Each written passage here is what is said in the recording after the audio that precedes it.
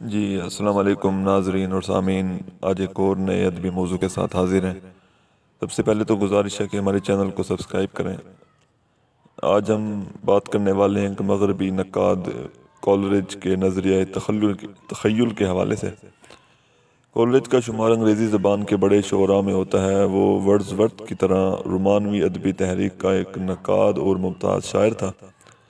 College کے فکری رجحانات کی تشکیل میں اگرچہ جرمن فلسفیوں کا کوئی حصہ نہیں ہے، مگر بعد میں کالج جرمنی گیا اور جرمن فلسفیوں کے مطالعے سے اسے احساس ہوا کہ اس کے نظریات جو ہیں وہ کافی حد تک ان سے ملتے جلتے ہیں، لیکن ان دونوں کے راستے اور طریقہ کار جو ہیں وہ جدا ہیں۔ کالج نے اپنی ذہانت سے اس روح اثر کی بہترین ترجمانی کی ہے جو جرمن فلسفیوں کی فکر اور ورڈزورتھ اور شیلے کے نیچر پرستی کے فلسفے پر مشتمل تھی۔ اپنی ادبی سرگزشت میں وہ ذکر کرتے ہوئے کہتا ہے، ادبی سرگزشت سے مراد ان کی کتاب ہے، تو اس میں وہ ذکر کرتے ہوئے کہتا ہے کہ جوانی میں اسے پوپ سے کوئی دلچسپی نہ تھی اور نہ ہی ہمدردی۔ وہ فرانسیسی دبستان کو بھی فضول سمجھتا تھا اور انگریزی ادب کے پرتصنع انداز سے وہ بیزار تھا۔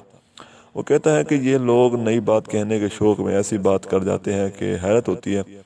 البتہ وہ کاپر اور باؤلز جیسے شعراء سے مطمئن تھا۔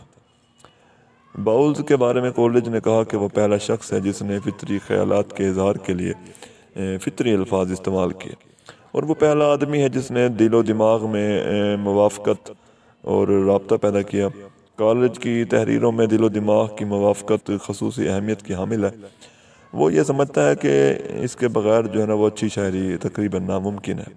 اپنی زندگی میں وہ بار بار ذکر کیا کرتا تھا کہ اصل طاقت جو ہے وہ اس نظم میں یا شاعری میں نہیں جسے ہم پڑھتے ہیں، بلکہ اس احساس اور تاثر میں ہے جس تک ہم مطالعے کے بعد ایک خوشی کے ساتھ پہنچتے ہیں۔ اس کے ان جملوں سے ہمیں لانجائنس کی یاد آتی ہے، اور ادب کے مورخ متفق ہیں کہ اس وقت تک کولرج جو ہے وہ لانجائنس سے قطعی طور پہ ملا نہیں تھا، لیکن وہ اس بات کا اکثر ذکر کیا کرتا تھا کہ ہر تحریر میں احساس اور تاثیر کی ایک لہر ہوتی ہے جو دل و دماغ کو متاثر کرتی ہے، اور یہی تاثیر دراصل اس نظم کو پرکھنے کا ایک پیمانہ اور معیار ہے۔ جب کالج کی ورڈزورتھ سے ملاقات ہوئی تو وہ اسی طرح کے خیالات کا مالک تھا۔ ان کی دوستی کے پہلے سال اس طرح کا ڈرامائی لمحہ آیا کہ جس نے کالج کی آئندہ زندگی کے جو تنقیدی رجحانات تھے ان کو یکسر بدل کے رکھ دیا اور شدید طور پہ متاثر بھی کیا۔ کالج کہتا ہے کہ اس قیمتی لمحے کو میں کبھی نہیں فراموش کر سکتا جو ورڈزورتھ کی نظموں کو سننے کے بعد جو مجھ پہ اثر ہوا تو میں اس لمحے کو نہیں بھول سکتا۔ وہ ایک ایسی خوبصورت نظم تھی کہ جس میں ایک لفظ بھی جو ہے وہ فالتو یا اضافی نہیں تھا، اور نہ ہی اس میں کسی قسم کی تبدیلی، ترمیم اور اضافے کی کوئی گنجائش باقی تھی۔ اس نظم نے مجھے اتنا متاثر کیا اور گہرا اثر چھوڑا۔ یہ اثر جو ہے میرے احساسات پہ فوراً وارد ہوا اور میرے افکار پر آہستہ آہستہ، یعنی ان کے احساسات پہ اس اثر نے فوراً اثر کیا اور ان کی فکر، ان کے خیالات پہ آہستہ آہستہ سے اثر کیا۔ اس نظم میں چند جو خوبیاں تھیں وہ تھیں کہ احساس جو ہے وہ فکری گہرائی کے ساتھ اس نظم میں اکٹھا ہو گیا تھا، مل گیا تھا، اور مشاہدے میں جو ہے وہ ایک سچائی اور صداقت کا توازن تھا۔ مشاہدہ تھا مگر تخیل نے اسے ایک متوازن بنا دیا تھا۔ سب سے اہم جو ہے وہ لہجے کی گہرائی کا ایک قدرتی انداز تھا۔ اس نظم کے جو اثرات تھے وہ مجھ پر گہرے ہوئے اور میں نے ساری زندگی اسی تاثیر کے سہارے اپنی جو تنقیدی صلاحیت ہے اس کو آگے بڑھایا۔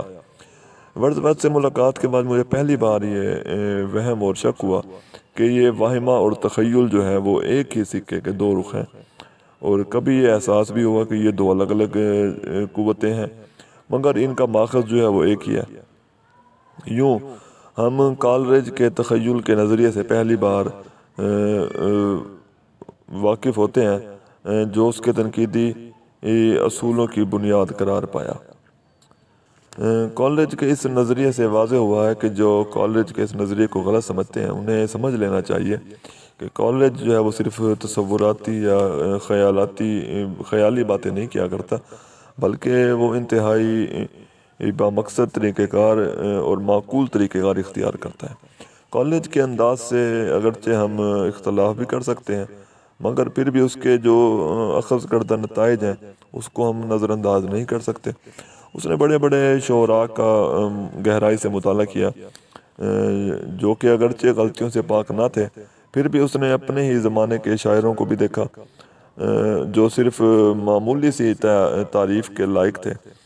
اس کے بعد وہ ناقابل یقین اور ایک انتہائی اہم لمحہ اس کی زندگی میں آیا جب ورڈزورتھ نے اسے اپنی نظم سنائی تھی، تو اسے یقین آ گیا کہ یقیناً یہ کسی ایسی صلاحیت کی وجہ سے ہے جو کسی بھی ادیب کی روح میں ہوتی ہے۔ بے جان لفظوں کا تصوراتی ڈھیر لگا دینا یہ شاعری ہرگز نہیں ہے۔ ماہرین نفسیات نے انسانی شعور کا تجزیہ کر کے بتایا ہے کہ اس میں سے بے جان اور صرف خالی تاثرات ہوتے ہیں، یعنی لفظوں کے ڈھیر میں صرف ایک خالی تاثر ہوتا ہے اور ایک بے جان سی چیز ہوتی ہے۔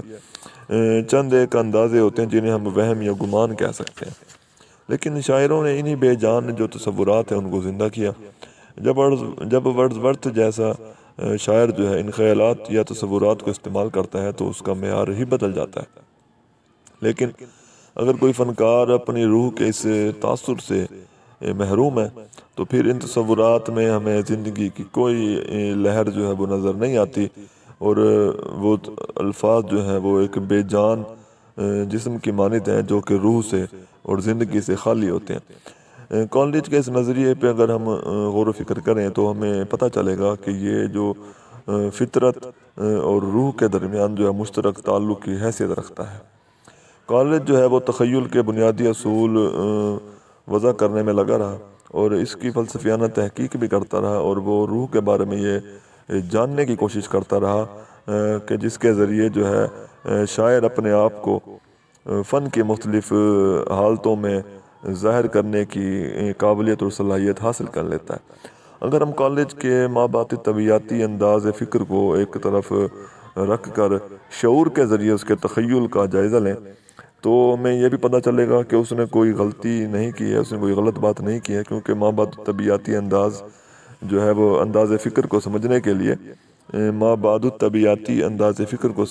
لیے بھی اتنی ہی اعلیٰ صلاحیت درکار ہوتی ہے جتنی کہ شعور اور روح کو۔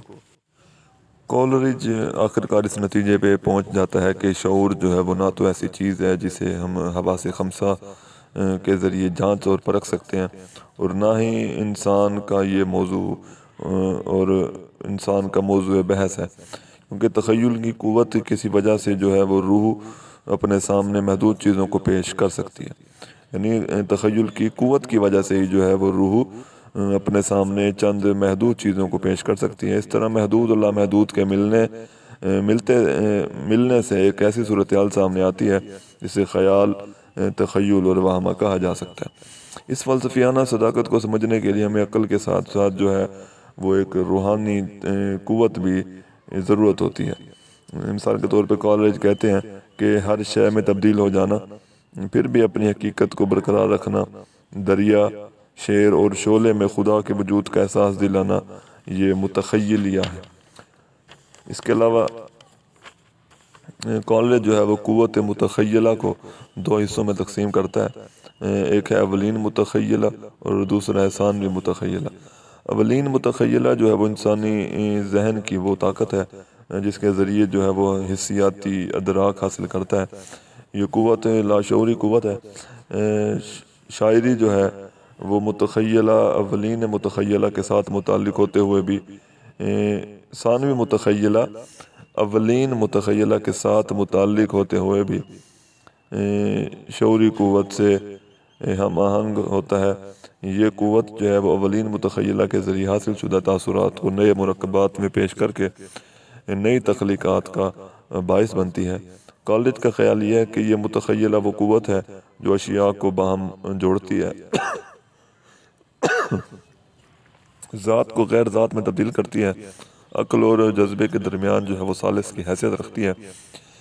تضادات کو حل کر کے وہ مختلف اشیاء میں وحدت پیدا کرتی ہے، زندگی کو وہ بیدار کرتی ہے اور فنکار کو وہ اپنے بنانے والے یعنی خالق سے جوڑتی ہے۔ خالق جو ہے وہ تخیل کو بے ساختہ عمل قرار دیتا ہے اور تخلیقی سلسلے کو اس سے وابستہ قرار دیتا ہے۔ بقول ڈاکٹر سید عبداللہ، کالج کے نزدیک تخیل انہی ابتدائی منزلوں میں نظم و ترتیب پیدا کرنے کا ایک وسیلہ ہے۔ یہ قوت ہمیں اس قابل بناتی ہے کہ ہم مختلف اشیاء اور صفات کے مابین امتیاز کر کے ان میں ایک ربط پیدا کرتے ہیں۔ نظم و ترتیب کی یہی صلاحیت اس قوت کی خصوصیت ہے۔ دراصل کالج کا خیال یہ ہے کہ متخیلہ یکسانیت اور امتیاز کا تضاد اور عمومی اور خصوصی کا جو تضاد ہے، خیال اور تمثال کا تضاد، فطری اور مصنوعی کا تضاد حل کر کے ایک ترکیب میں ڈھالتی ہے۔ اس کے بقول صحیح شعور جو ہے وہ شاعری کا جسم ہے، متصورہ اس کا لباس ہے، تحریک اس کی زندگی اور متخیلہ اس کی روح ہے، جو ان سب کی ترکیب سے دلکش وحدت تخلیق کرتی ہے۔ شکریہ۔